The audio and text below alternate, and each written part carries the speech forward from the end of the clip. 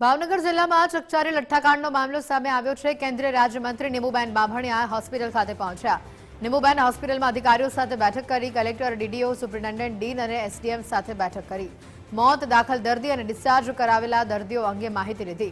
Multi speciality હોસ્પિટલમાં વ્યવસ્થા અંગે તેમણે ચર્ચા કરી। અત્યાર સુધીમાં હોસ્પિટલમાં 63 જેટલા દર્દીઓ દાખલ થયા છે। 63 દર્દીમાંથી 13 લોકોના લઠ્ઠાકાંડના કારણે મોત થયા છે। 63 પૈકી 48 લોકો સારવાર બાદ સાજા થઈ જતા તેમને ડિસ્ચાર્જ કરવામાં આવ્યા છે। સરકારી અને ખાનગી હોસ્પિટલ સહિત બે લોકો હાલ સારવાર લઈ રહ્યા છે।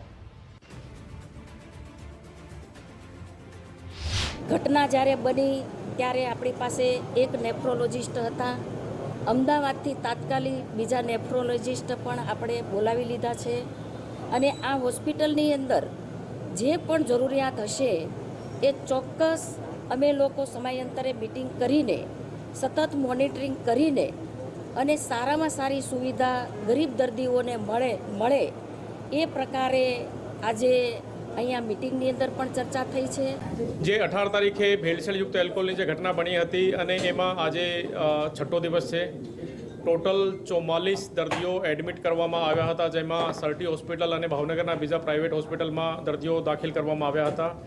44 પૈકી 30 દર્દીઓનો ડિસ્ચાર્જ થઈ ગયો છે।